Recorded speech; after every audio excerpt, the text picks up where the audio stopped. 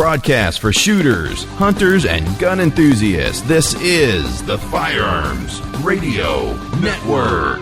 The bandwidth for this episode of Gun Guy Radio is sponsored by Patriot Patch Company. PatriotPatch.co.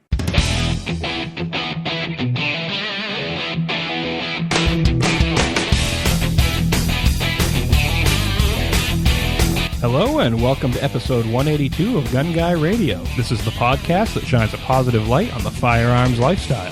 I'm your host, Ryan Machad, and this is your weekly dose of positive firearms talk without the politics. This week, I'm joined by Brandon, the AK guy, to discuss his AKs in the USA documentary and the Indiegogo campaign he's currently having to make that documentary a reality. As always, please consider supporting the Firearms Radio Network by shopping Amazon using our Amazon affiliate link at firearmsradio.tv/Amazon. A portion of your purchase will go towards helping the FRN create awesome pro-gun content like this show. Also, check out the Huckleberry Patch from the Patriot Patch Company. And before we head into the main topic, just want to give everybody a reminder that the Bullpup Shoot is coming up in Mount Carroll, Illinois in the end of September, so be sure to click the link in the show notes, bullpupshoot.com. Do you shop on Amazon? How about your spouse? Does your mom? Does your, company? Why not use the Firearms Radio Network's Amazon affiliate link next time you shop Amazon? Bookmark firearmsradio.tv/Amazon or click through the Amazon link in the right-hand corner of firearmsradio.tv. Get it? Got it? Amazon it!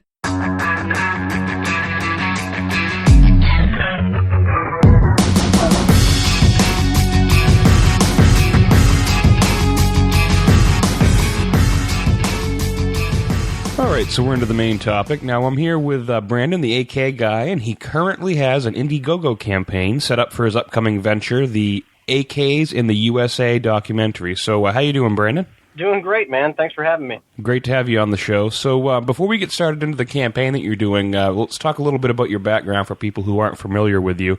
How did you get started shooting guns?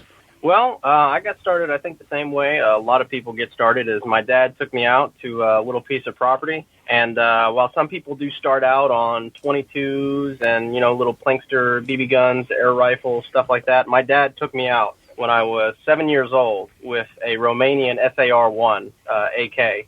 And I've been hooked on the platform ever since. Yeah, it's an experience you don't soon forget with the AKs. I've always remembered the first time I ever got to shoot one, and I thought, man, I really kind of like this. I remember going and bragging to all my friends in third grade that I got to shoot, quote, a German machine gun. I had no idea what it was, but I knew it was really cool. So now the AK platform, was that something that when you started shooting as a younger kid, was that something that immediately just sparked your interest and you continued on with it, or did you take a break from the platform for a while and maybe go with something like the AR? Well, when I was a kid, it was instantly a favorite of mine because it was so simple. I could take it apart and clean it, even though I wasn't very technically inclined as a child, and I knew how to take it apart and clean it. But I have... growing up, I took a break from the AK platform and went into ARs for about maybe 2 months until the Bushmaster that I had broke, and I sold the parts and bought another AK. Yeah, the good old Bushmasters, I believe from up here in Windham, Maine at one point. So you basically feel more comfortable with the AK. You feel like it's a little bit more reliable for your needs, and you just prefer it in general. Right, and here's not to say that the ARs aren't reliable. I know a lot of friends that prefer the AR platform, and that's fine. But for me, I definitely feel a lot more comfortable with the AK. Why do you think a lot of people pick the AK over the AR? Because I mean, that's been a debate ever since the AK and the AR really came out. AK versus AR, it's just like the caliber debates or the 1911 versus the 9mm debates.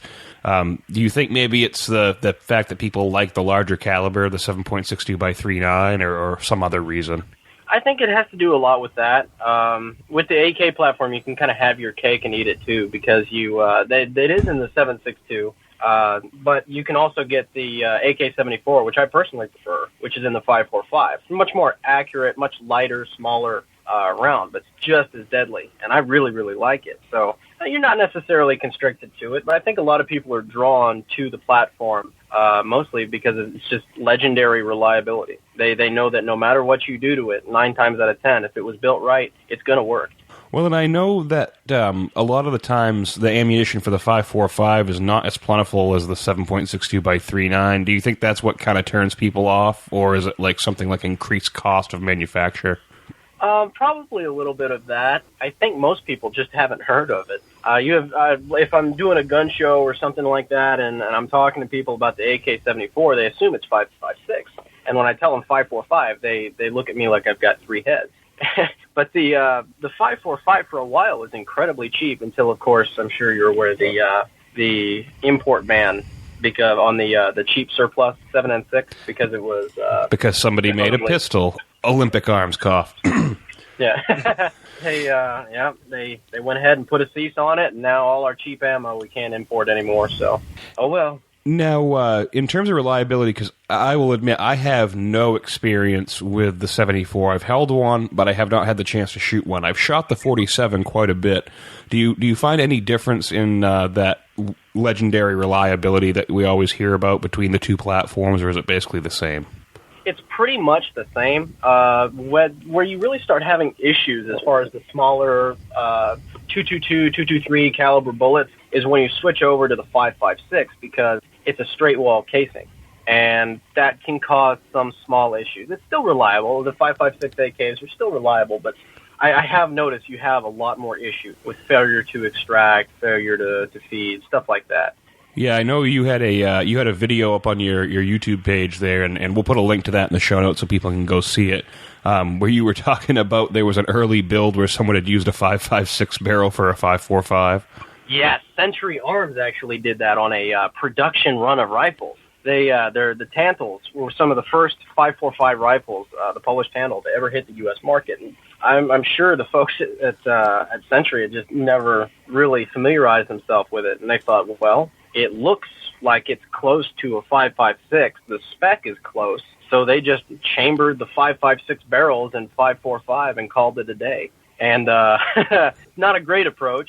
It worked, it functioned, but it wasn't exactly quality barrel work. So I've had two people now bringing it to me, having me try to fix it. It's just kind of, it gives me a chuckle every time I see it. So how did you get started with the AK Guy YouTube channel and stuff that you're doing for that? To be honest, I'd tell people it was a happy accident.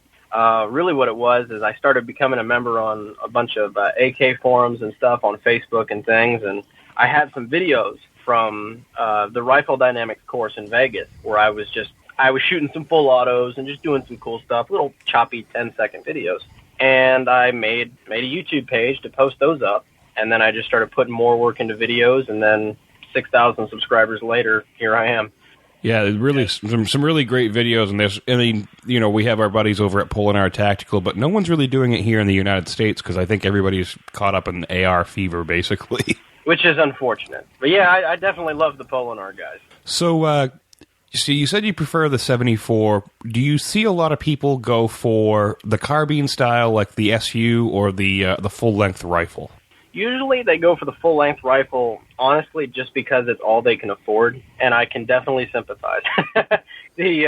The shorties, like with the cranks, the Krenkovs, yeah, and the AKS 74Us and stuff like that, when you can find a parts kit for those, you're talking about $2,000 or so. Oh, wow. Just for the kits. So they're very, unfortunately, expensive. Yeah, ever since I saw the GoldenEye movie with Pierce Brosnan, that AK that he has at the beginning, I've always wanted one. Yeah, you're not the only one either. So, moving into the campaign that you're doing right now, what is the Indiegogo campaign you're doing? What are your goals for that? Well, the way it's going, it doesn't look like we're going to meet the funding goal, which is unfortunate. But, I had reasonable expectations up front. I kind of did this as a way of testing the waters and seeing if I could actually do it. And, it doesn't look like it's going to get fully funded, but hey, with whatever I'm going to come out with, I'm going to do the best I can anyways. I may not be able to afford all the camera equipment and things like that I was going to do, but I'm still going to make a decent attempt to do some of the stuff I was saying I was going to do as far as visiting manufacturers, showing the process, having interviews with some high-profile people. And I mean, that stuff like that, I feel like the AK community is kind of devoid of. Well, and up until this point, or not this point, but, maybe we'll say 15 years ago, any AKs that you were going to get were generally imported into the United States, right? Yes, that is correct. So has the manufacture of AKs in the United States really exploded as of late? Because I seem to be seeing a lot more people promoting that their AKs are made fully in the USA. Well, it's kind of funny you say that because the AKs, 9 times out of 10 that you see in the United States, even if the companies are based out of the United States, like, say, Century Arms or Arsenal USA or wherever, mostly they build from parts kits, which were basically just rifles built somewhere else that they cut up and reassemble here in the States. So even though that a lot of them, they're made in the USA, unless they actually milled out every part, probably 99% of the time you're looking at a gun that was built somewhere else, and they just put it together on a U.S. receiver. And they're just using, with their U.S. receiver, do they have to do the 922R compliance? Yes, yeah. Which can be a bit of a pain. But with, the TAPCO G2 trigger groups and stuff that's out now, it's not too bad. So do you see a lot more, especially with all the sanctions and stuff going on with Russia, and not to get political or anything, but do you see a lot more of importation happening or more manufacturing starting to happen in the U.S.? Unfortunately, I don't think we have a choice, just because there have been a lot of import bans that have been kind of slowly happening over the last 20 years. Like barrels, it's very, very difficult to get foreign barrels now. I mean, you could have a stack of 2,000 crank barrels sitting in a factory in Bulgaria doing nothing, and it is just such a pain. It's so hard to legally get them into the United States.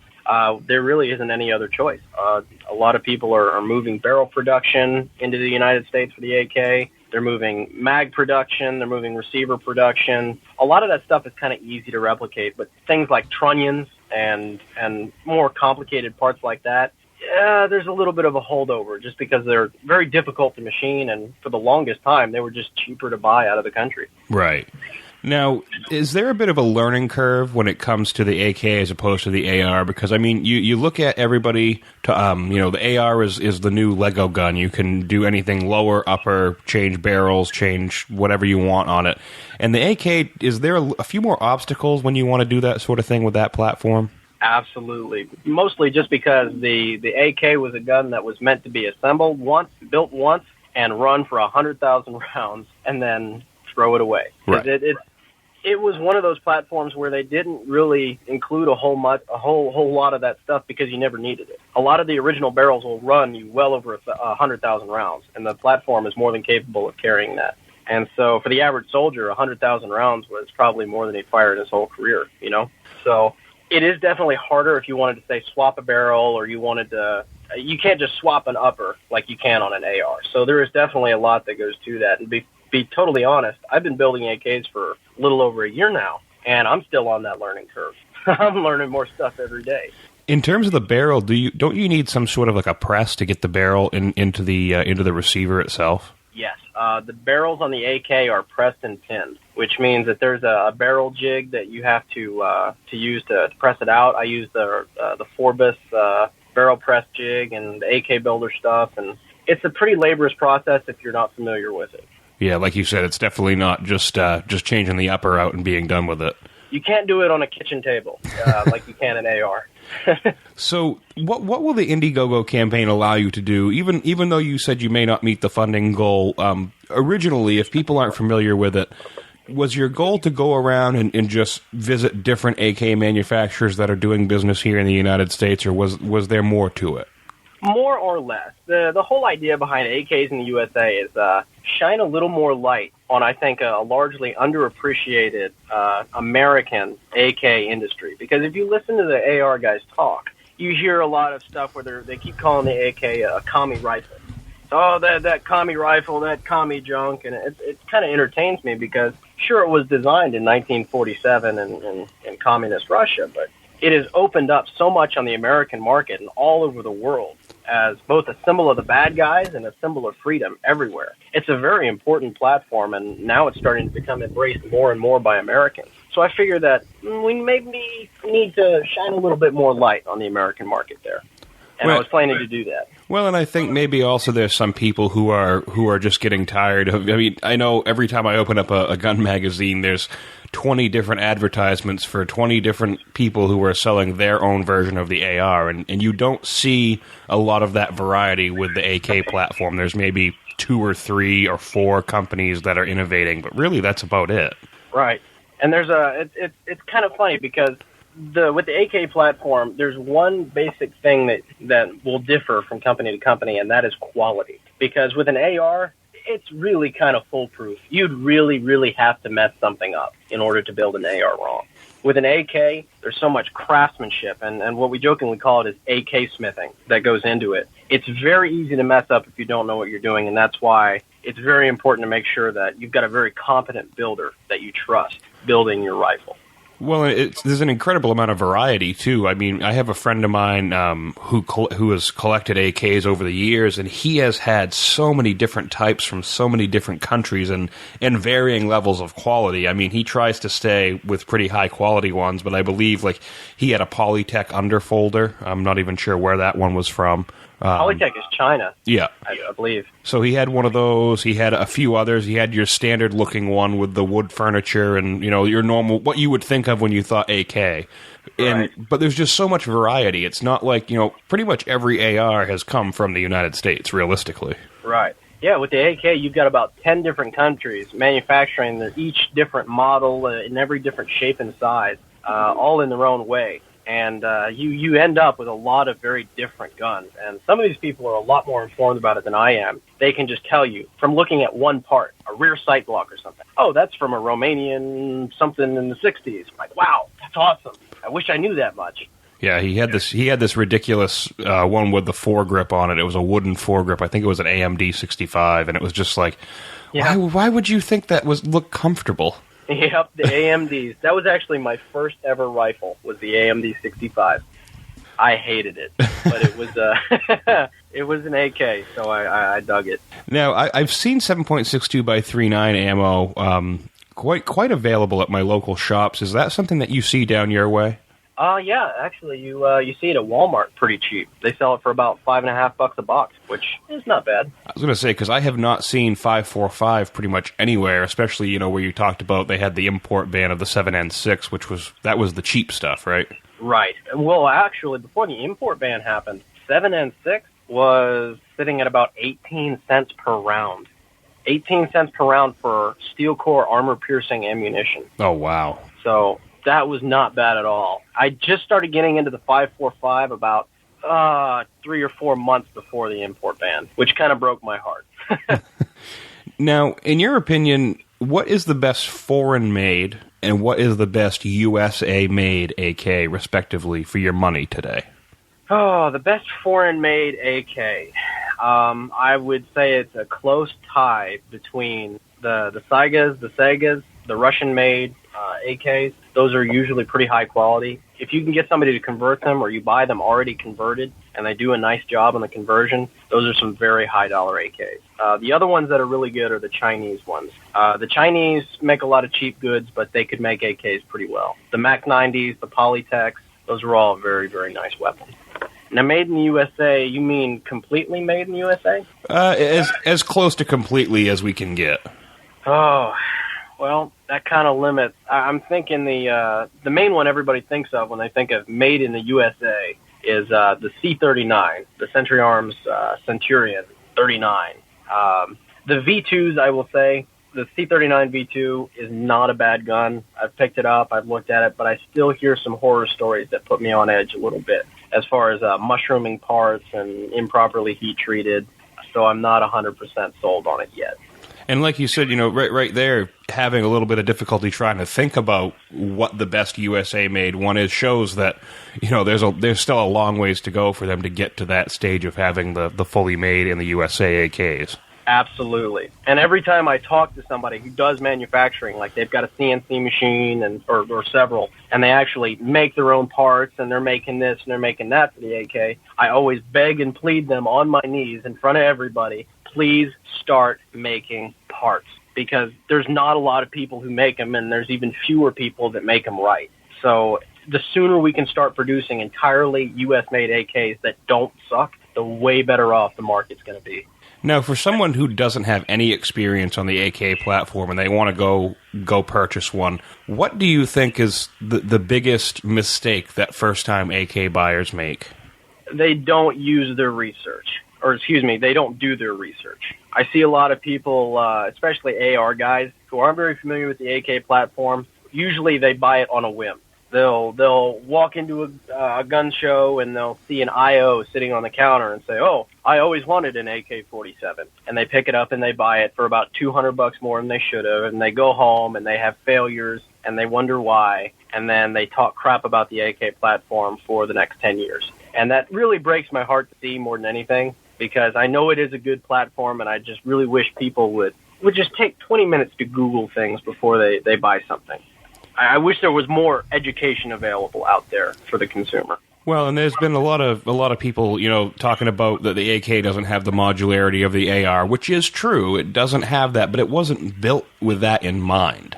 And over the past few years, we've seen quite a few improvements for accessories and stuff that you can use on your AK to actually allow you to have some semblance of the modularity that the AR has, being able to mount lights, lasers, scopes, stuff like that. Right, absolutely. Yeah, the American aftermarket parts are, some of it can be gimmicky. Some of it is out there clearly, you could tell these companies are just trying to make a buck. But some of it is very, very useful. Like the Ultimac rail, the gas tube rail, great for mounting optics. There's a couple of aftermarket grips, pistol grips that you can use to replace the old surplus ones. Surplus ones are kind of made for people with small hands. The average American, that meaty glove that they like to pick up their guns with is a little bigger. So some of the bigger pistol grips are more comfortable. There's just a lot of accessories that are on the market now, and there's more every year. Yeah, it's really nice to see, especially, I know it's kind of hard to mount a scope on the AK on that top cover, but I see people doing it kind of like a scout mount, and that would be the way that I would definitely prefer it. Yeah, you got to be kind of careful with that on the dust cover mounts, because there's still a lot of issues. There's a lot of debates going on about whether or not anybody has mastered the dust cover mount yet, because the main issue that they've had in the past is that the dust cover moves, and if it moves, then it won't really hold zero. So it's a couple of companies like Texas Weapons Systems and a few other companies like that have kind of tried to master the dust cover mount. I'm not sure if the community has reached a consensus on it yet, though. Now, aren't there something where you can replace the fore end and have rails on it? Have you ever used any of those systems? Yes, I have. There's a couple of cheap ones. I think ATI maybe makes them. UGS. There's a couple of companies out there that make some $30 ones, and I'm not sure I trust those. But I know Midwest makes a decent one. Like I said, the Ultimac gas tube rail replaces the gas tube and the top handguard, and you can put an optic up on that one. And that one's phenomenal. The Ultimac, if I was to mount an optic on the AK, it would definitely be with the Ultimac. The only reason I haven't had one is because I'm poor. Now, advice for people who are getting started on the AK platform and get frustrated at the mag change or the right side charging handle, because I know my first time with an AK, I was having a really hard time getting that magazine inserted properly. Right. Well, I do have two recommendations. And a lot of people don't like this opinion, but this is just something I've found to be the most helpful. Number one, don't run it like an AR. Run the rifle the way it was designed to be run. Look at some of these Spetsnaz operators. Look at the people who have carried one for 20 years. And they can run it just as fast as an AR, but watch their technique, watch their form, because there are tips and tricks that they can teach you on the AK platform that most people would have no idea about. So I would definitely pay close attention to that, and I wouldn't buy all this aftermarket stuff that's out there that really it's just kind of gimmick, trying to make the reloads a little quicker, stuff like that. I don't like stuff like that. I think people are trying to buy themselves into better shooters. The second, that leads into the second thing I was going to say, which is just practice. Do some dry runs. Dry firing an AK really doesn't hurt it. So just sit in your room and practice those mag changes, and you will get better at it. Absolutely, yeah. It took me a while, but reaching over the top or coming underneath to do the charging handle or something like that, it definitely takes a little bit of practice if you're used to something like the AR. Definitely. It'll throw you off first.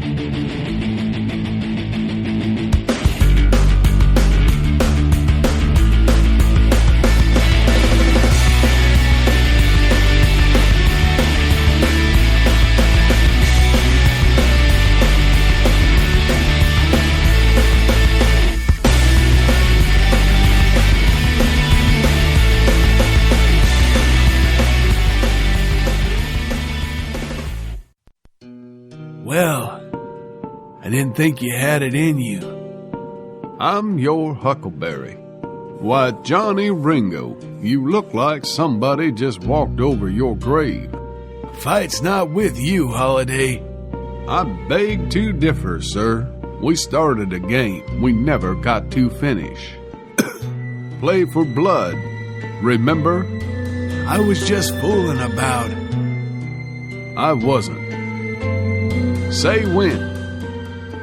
Show Johnny Ringo who's boss with Patriot Patch Company's Huckleberry Patch, a must-have for any range bag. Pre-order yours today at patriotpatch.co. So before we wrap up here, where can people find more information about you, your channel, and how can they help the Indiegogo campaign? Well, you can find me on Facebook. I do a lot on Facebook on the page. It's the AK Guy. You can subscribe to the AK Guy on YouTube. I should have a whole lot more videos coming soon. I've just got more and more stuff that's lining up, and I'm really excited about it. The Indiegogo campaign you can find either on my Facebook, YouTube, or just go on Indiegogo and just type in AKs in the USA, and it should pull right up. I think we've got maybe 15 days left on it. I'm trying to do a last-minute push, and yeah, I'm hoping that we can at least get enough to get something worth watching, get some good interviews and some good videos done. Perfect, and hopefully we can help you out here as well, getting that done, and at least get some more exposure, so that way further on down the road, if you choose to do another one, more people will know about what you're doing and what your goal is. Absolutely. Well, man, I really appreciate it. It's been a lot of fun. Yeah, thank you so much, Brandon, for coming on. I really, really appreciate it. Thank you, sir. Gun Guy Radio says thank you, and proudly displays artwork and graphics designed by Ryan Cross of Hunter of Design. hunterofdesign.com. So that about wraps up this episode of Gun Guy Radio. Remember to subscribe to us on iTunes so that you never miss a show, and please leave us a review there as well, gunguyradio.com/iTunes. Please consider joining the NRA and the Second Amendment Foundation. There are links there in the show notes. And don't forget to check out the other shows on the Firearms Radio Network. Also, be sure to check out the Patriot Patch Company, started by FRN's own Jake Challand and Ryan Cross. Patriot Patch Company offers high-quality 3D PVC vinyl patches with Velcro backing that is sure to satisfy any taste. Their new I'm Your Huckleberry patch is available for pre-order and is a personal favorite. Patriot Patch Company is also running a pre-order right now on the Firearms Radio Network t-shirts, which are really high quality. I can't wait to get mine.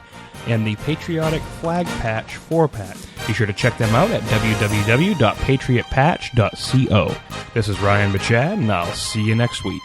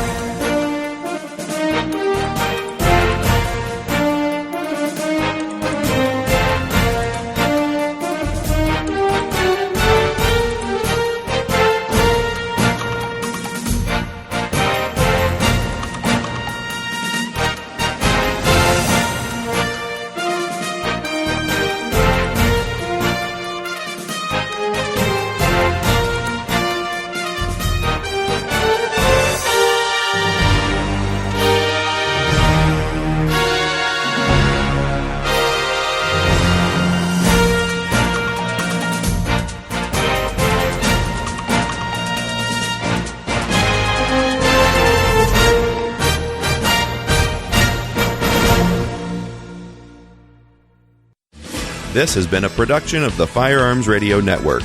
You can find more information at firearmsradio.tv.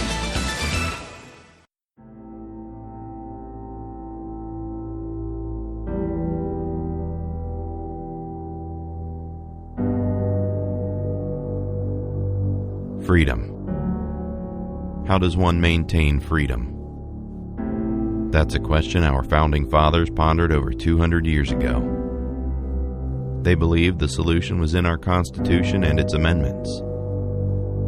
We exercise the freedom of speech every day here at FRN, along with the right of the people to keep and bear arms. Preserving freedom. We believe the Second Amendment could possibly be that one amendment that protects all the rest. Help us to preserve America as a shining light on the hill. We do our part by providing entertainment and information that supports the Second Amendment every day. Preserving freedom. What do you believe? Get involved. Show your support at patreon.com/FRN.